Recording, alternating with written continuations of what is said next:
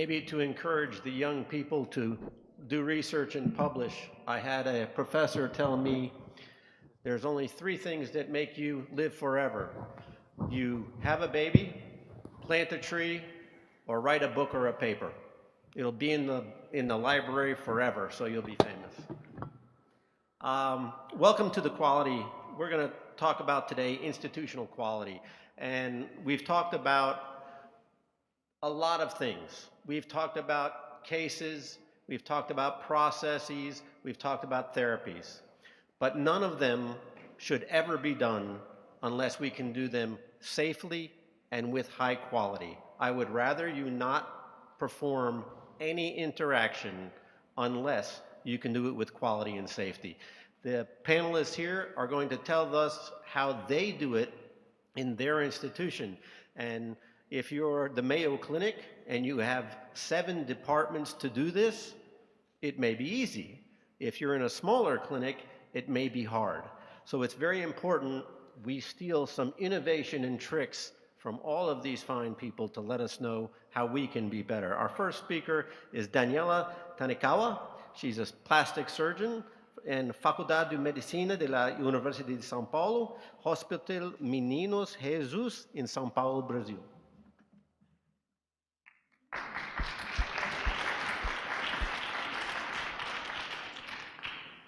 Hi, good afternoon. It's a great honor and a privilege to participate in this panel about culture of quality and present Hospital Menino Jesus, which is a small train partner and an important reference in the city of São Paulo, since it is the only pediatric hospital from the municipal health in the whole city, in addition to being strategically located near Paulista Avenue, the heart of the city of São Paulo. Hospital Menino Jesus was founded in the 96th and has around 90 beds, 20 of which are intensive care units. It is a completely public hospital, and since 2008, it has been managed by Instituto de Responsabilidade Social Sirio-Libanes, the social responsibility branch of one of the largest private health institutions in our country. Specifically talking about cleft lip and palate, we can observe that the care of these patients has been carried out in our institution since the 80s. However, it is only after the year 2010 that the program really evolved. This happened because until 2010, a very small number of patients were treated in our institution, many of which came to us at more than 1 year of age, sometimes with previously performed surgeries in other services, and the multidisciplinary team, despite existing, was not yet organized. Consequently, the results were poor with many sequelae. The Municipal Health Department realizes that there is a great deficiency in the care of these patients in the city of São Paulo and creates the Alumni Program, which, in a pioneering way, begins to implement an integrated network of health services in which all primary care, composed of maternity hospitals and basic health units, can now directly refer patients with cleft lip and palate to the Hospital Menino Jesus. This is a very important moment in which quantitative and qualitative care needs are defined, in which process flows and protocols are created, and seminars to guide and train maternity hospitals and basic health units are established, especially with regard to feeding and fast referral of the newborn to the Hospital Menino Jesus. A line of care is established and the patient is discharged from the maternity ward with his appointment already made at our hospital within 15 to 20 days at the latest. Comparing before and after, the great impact that the alumni program brought within the city of São Paulo is clear. Before, children came to us with more than 1 year old, and the hospital performed around 30 surgeries a year.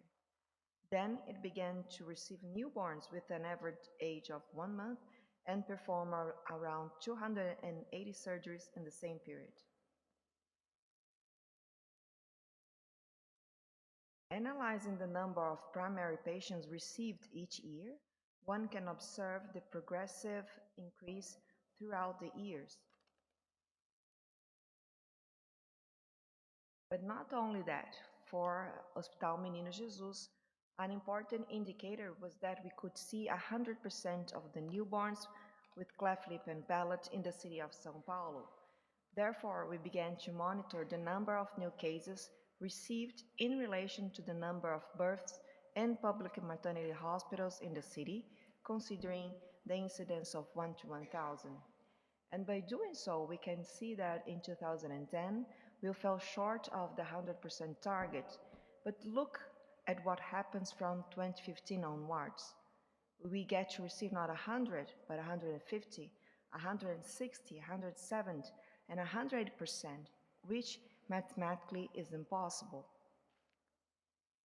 And what happens is that although we are only a reference center in the city of São Paulo, we start to receive patients from all over the metropolitan region of São Paulo. We start to receive patients from other states, such as Rio de Janeiro, Minas Gerais, Paraná, and Goiás. We start to receive patients born in private maternities in the city of São Paulo. And this happens because the name of Hospital Menino Jesus is now associated with a seal of high quality, which was not instituted by the service or its professionals, but by the families themselves. Three factors were determined. The first one was the administration by Instituto de Responsabilidade Social Sirio-Libanes that brought with it all the prerogative for quality management and established that from 2008, the institutional values of the hospital would become solidarity, excellence, and result.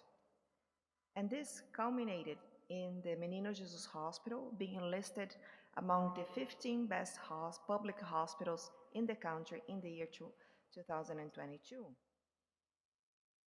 The second factor is the change of the surgical team that took place in the year 2013 and brought me and Álvaro, both young, full of enthusiasm, and trained at Hospital das Clínicas by Dr. Nivaldo Alonso and Dr. Diogenes Rocha. Finally, the third factor is the Smartring partnership that was established in 2016 and came to reinforce not only quality issues, but also patient safety. There cannot be quality if there is no documentation and systematic analysis of results. So it is an obligation of all of us to carry out this detailed assessment in each of the sub-areas of interest from time to time. Thus, at Hospital Menino Jesus, we ourselves, the surgeons, began to document our indicators, such as how many primary surgeries we were doing each year. If these primary surgeries were happening according to the established schedule, and if they weren't, what were the reasons for the delay? And also, what was the percentage of secondary surgeries in relation to the number of primary surgeries? And look, when we started, secondary surgeries represented almost 30% of the total surgical volume, but over the years, this indicator decreased progressively, and in 2022, it was 5%. Not only quantitative indicators, but also qualitative ones, whether the cosmetic results, for example, turn to be good, or if not the case, what could be done to improve them.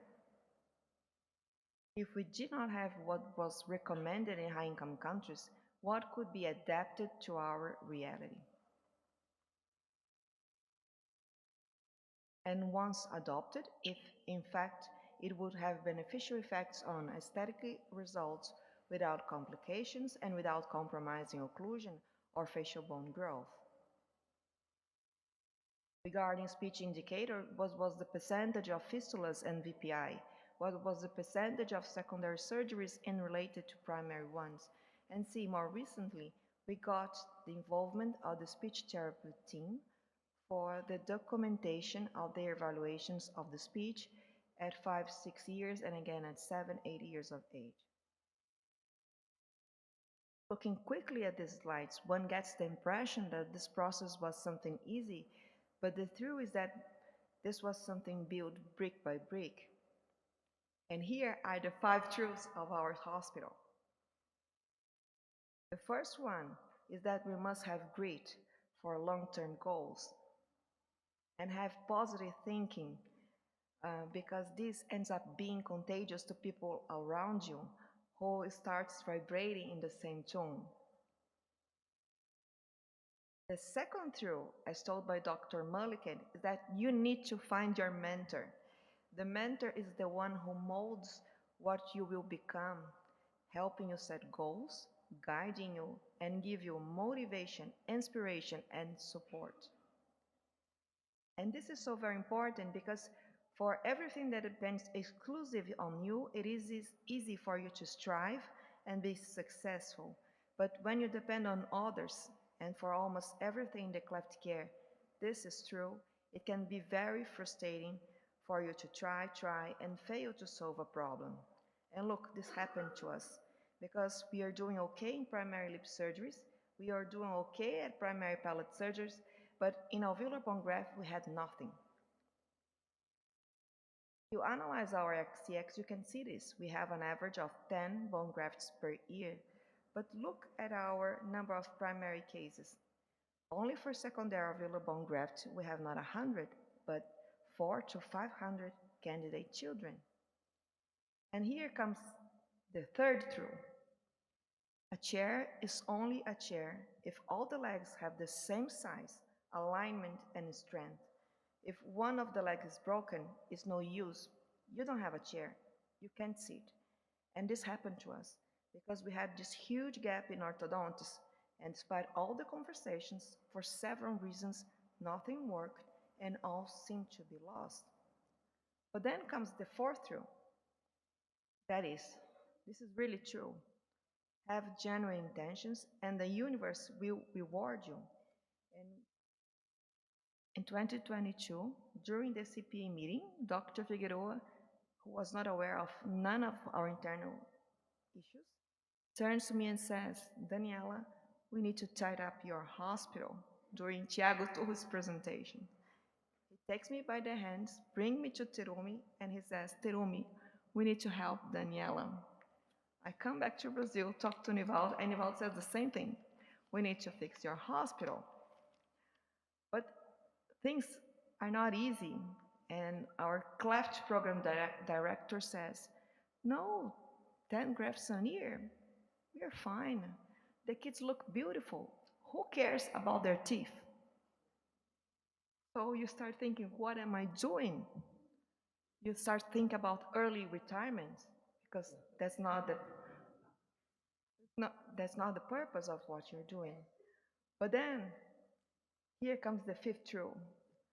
Water dripping day by day wears the hardest rock away. And 1 year later, talk not to our cleft program director, but to the institution administrator directly, things finally began to change.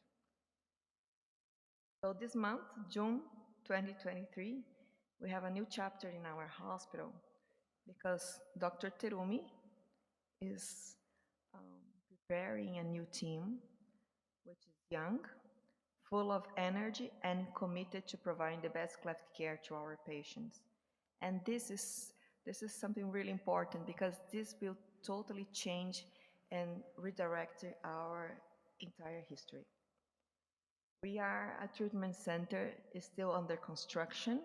We still have a long way to go, but everything we got so far has occurred for these three reasons. One, do have grit, persistence, and stubbornness so that over time you can convince the institution that if they want quality, we need to work for it, and you need to have your institution by your side. Do have genuine intentions, and those who really have the power to change your reality will be prone to help you. And the third and final reason that was not beyond my control was based on luck, because you must be really lucky person to have not one, but four great mentors that take you by the hand, guide you, and help you build this so very important culture of quality. So to all these people, and here I would like to include Smile New York, my eternal gratitude for everything you have been doing for our Menino Jesus Hospital. Thank you so much.